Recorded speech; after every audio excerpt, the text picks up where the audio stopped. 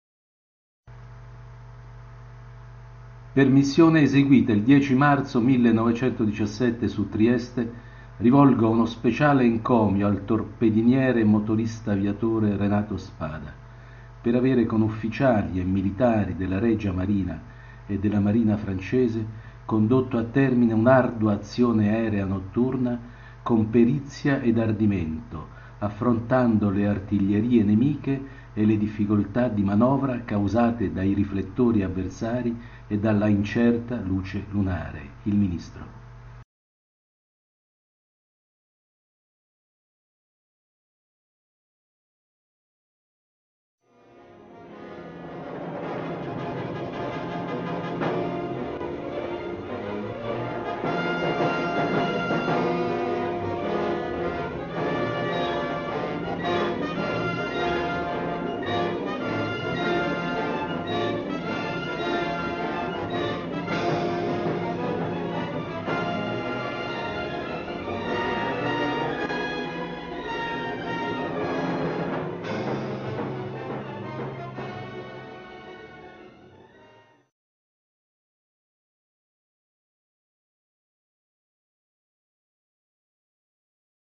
Venezia, 24 settembre 1917.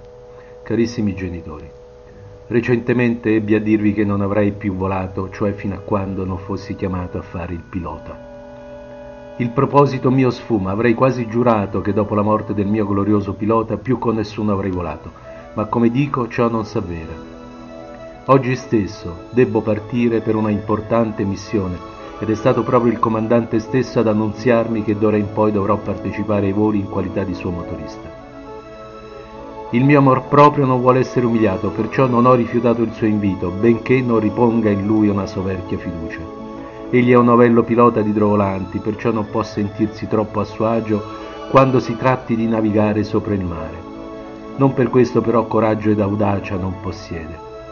Da oggi un'azione dura e lunga si è iniziata e bisogna sostenerla con tutto l'ardore e la volontà di cui si possiede. Non so se il destino abbia già contato i giorni, ad ogni modo sappiate che se la morte mi vorrà seco, morirò lieto d'aver compiuto intero il mio dovere con la coscienza libera e pulita. Solo per voi che dovrete soffrire la mia perdita una parola di scusa, per non aver sempre ascoltato i vostri consigli. Ma vi invito a non piangermi, oltre che ad essere orgogliosi della mia perdita perché è avvenuta in tempo ed in luogo dove il nome d'Italia deve consacrarsi glorioso e prosperoso. Sia questo il più bel addio che il vostro caro Renato vi invia.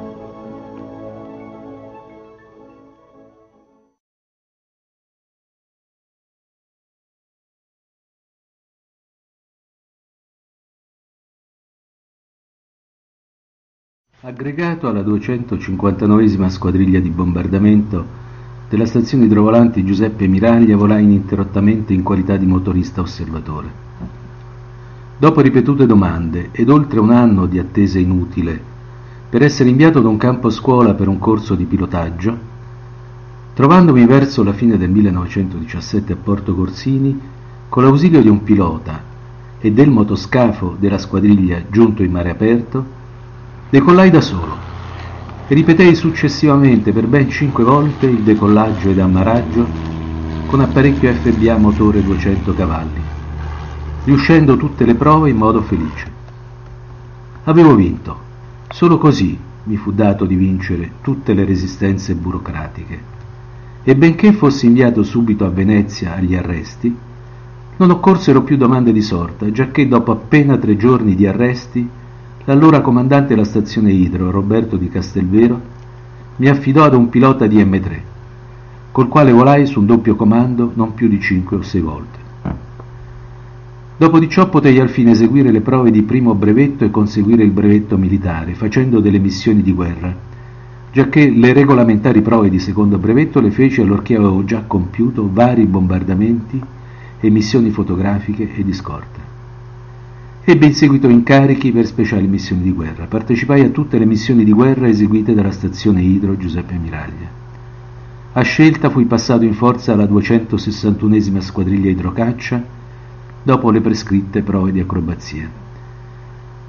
Per concludere, ecco in cifre l'attivo di guerra: un aereo abbattuto, vari combattimenti aerei in concorso con altri piloti da caccia, seguiti da un abbattimento in comune. 25 bombardamenti eseguiti, dei quali 4 notturni su Pola e 5 pure notturni su Muggia, Trieste e Motta di Livenza. 89 missioni varie, e cioè caccia, fotografiche, scorta, direzioni, tiro, mitragliamenti, eseguiti con vari tipi di apparecchi in dotazione all'allora Aeronautica di Marina. All'alba del 4 novembre 1918 fu inviato col caccia, unitamente ad altri 7 apparecchi, alla occupazione di Pola, quando ancora nessun soldato italiano era vi giunto. Fu il primo idrovolantista che scendesse sulle acque di Fiume Redente. Mi congedai il 2 agosto 1919.